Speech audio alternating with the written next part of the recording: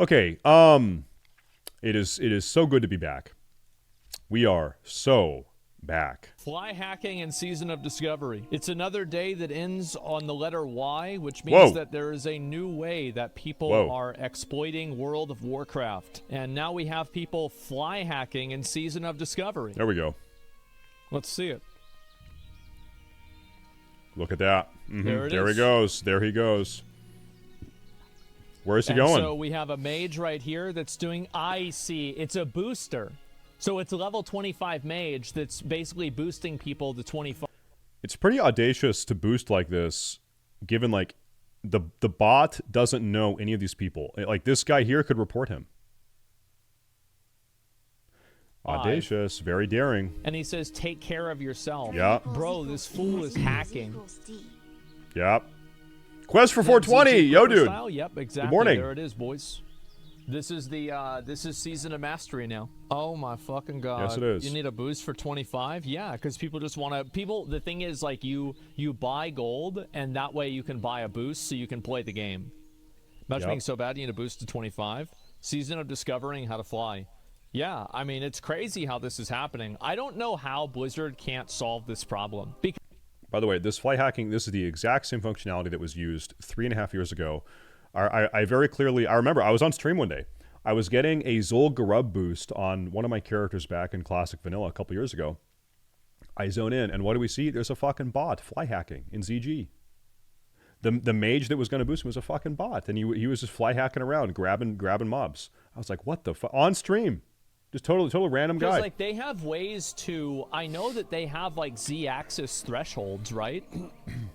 Like, couldn't they just go through the, like, an area like this and just put Z-axis thresholds? Like, if you're this high up, no ability or, like, spell in the game can push you this high. No. So it automatically flags your account? Like, I don't see why you can't do that.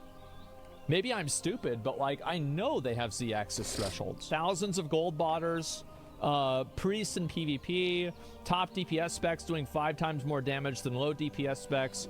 Should be more important than Blizzard devs and a few people fly hacking around like Harry Potter. I disagree with this. I think that actual hacking is an insane problem.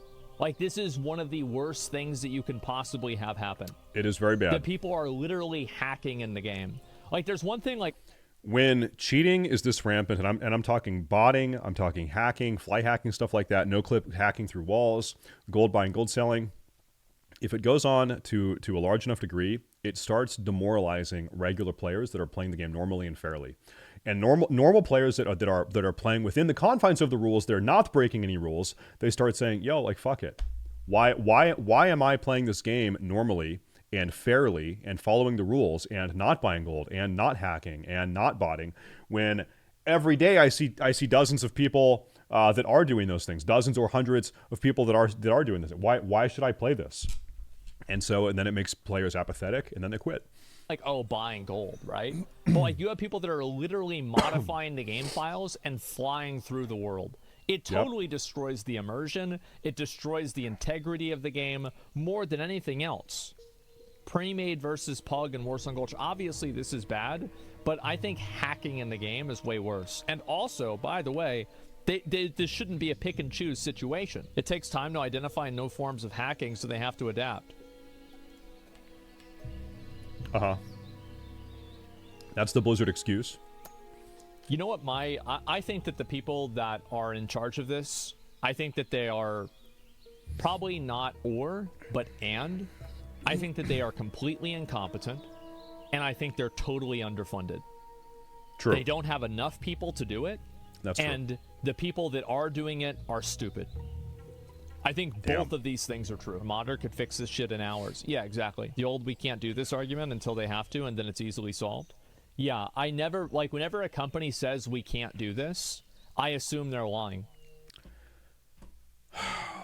If you had one game master per realm, and 8 hours a day they were tasked with banning bots,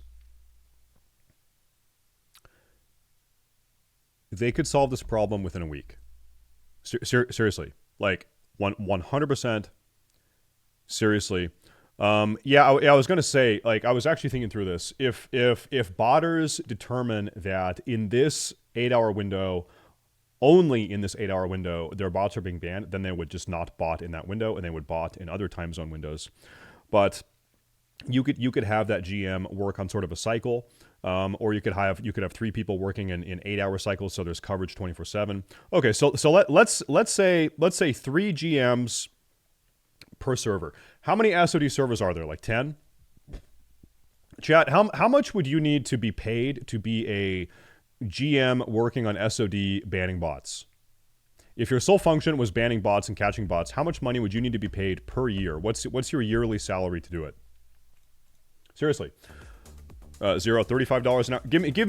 Give me a yearly salary income. 50 grand, 30 grand, 40 grand.